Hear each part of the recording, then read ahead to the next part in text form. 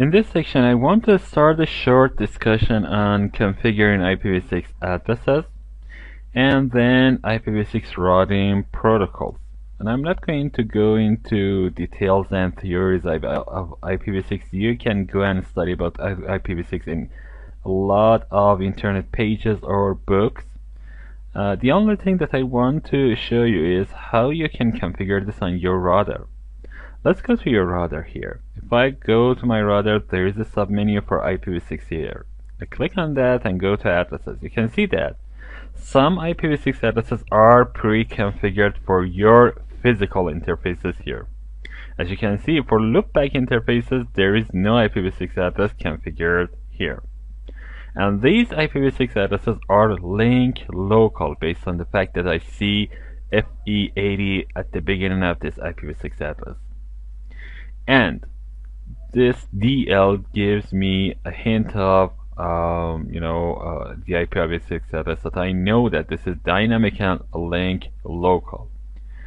Is it possible to change this link local IPv6 address for this interface? Actually, no. I cannot do this. If I double click on that, you can see that this is deactivated. I cannot, this is inactive. I cannot change it. I cannot remove it. And I cannot add FE80 that is going to be linked local IPv6 address, for example 101. And if I click on apply, you can see that it tells me cannot add link local address. So link local IPv6 addresses are not permitted to change here. But what about global or other types of IPv6 address? I want to add some global IPv6 addresses to my interfaces. And these addresses will begin with 2001, for example, for my network. And I want to add a colon, and after that I want to add a VLAN ID here that is 13, for example.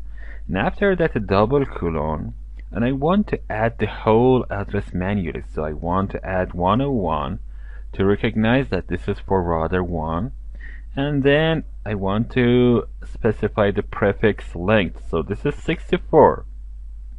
Now if I click on OK, you can see that this address is added here, and this is global based on the fact that it starts with 2001.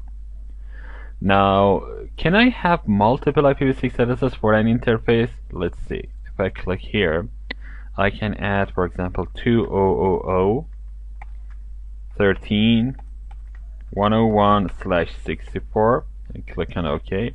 Now you can see that I have two IPv6 addresses for Ethernet 1. Yes, you can have lots of IPv6 addresses configured for an interface, but I prefer to have only one. That's okay. So I click on this and click on this minus button to remove that extra IPv6 address. Actually, what I am going to do in later sections, I want to add more IPv6 addresses for example, site local or multicast or other purposes, and I am going to show you how you can do this. Is it the only way to configure IPv6 address? Actually not. If I click on this plus sign and just specify the prefix, for example 2000 colon 13 double colon, I can specify the prefix length here. You can see that this is not the whole IPv6 address. But what I am going to do is to click on this EUI64. By clicking on this EUI64 and applying this, you can see that I have an IPv6 address. And this is interesting to show you something. The second part of this IPv6 address is generated automatically. Based on what? Based on the MAC address of this Ethernet interface. How can I tell that?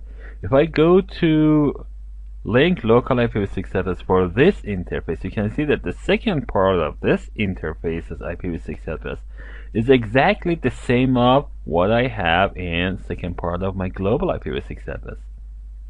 So this is generated from my MAC address and adding FFFE in the middle of that, in the middle of it.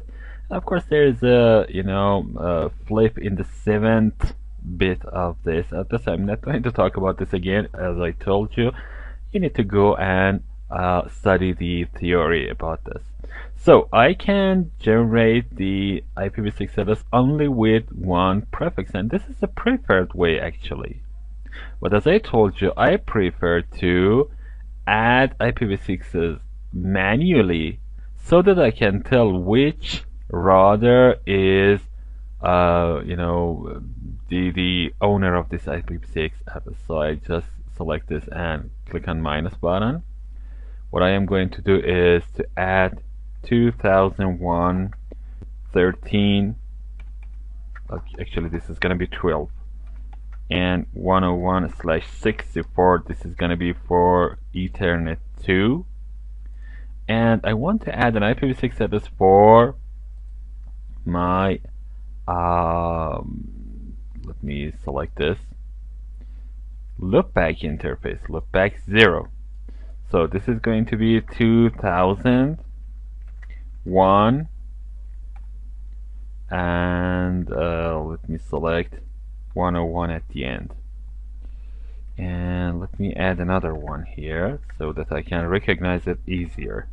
/128. And you can see that this is a host address. I am selecting the whole 128-bit here so that this is going to be just a host IPv6 address. Okay, click on apply and click on OK. It tells me cannot advertise address with prefix length. Actually, I'm not going to advertise this, so I remove this checkbox and click on apply. Now you can see that I have a global IPv6 address configured for my loopback interface here. So what we did is configuring an IPv6 address using two different methods. One of them is called manual IPv6 address configuration. The other one, as I told you, is to select EUI64. But there is a third model of IPv6 address configuration that is mostly used for computers or devices in that subnet. And what is that? It is router advertisement. You can see that advertise is selected here. So this router is advertising its prefix, that is 2001.12/64, on this link that is Ethernet 2. So any other device connected to this subnet, actually connected to Ethernet 2 of this router, can receive this subnet, and based on that can configure an IPv6 address for itself. Unfortunately, what I told you is not the case on MikroTik routers. Advertisement works, but routers do not care about advertisement. As you can see on router 2, if I go to addresses, although I have connectivity to Ethernet 2 of router 1, but here Ethernet 2 that is connected to Ethernet 2 of router 1, of course, does not use the prefixes and does not add any IPv6 address. But on Cisco routers, of course, this is the case. But as I told you, if you have devices in this segment, they will use the advertisement and they will configure IPv6 address using that prefix, and the rest of the IPv6 address is created or generated by using the MAC address and adding FFFE to the middle of that. Okay, now I want to add another IPv6 address on router 2. For Ethernet 2, I add 2001, and that was 12:102/64, and click on apply, click on OK. Now that I have configured this, I need to be able to ping the other side of my link. So I need to go to Tools, select Ping here, and type 2001.12:101 and click on Start. Now you can see that the echo reply is coming back very cleanly. So IPv6 address is configured correctly and everything is working just fine. So in next section, I want to add more IPv6 addresses to my network and check the connectivity, and after that we will go for routing protocols.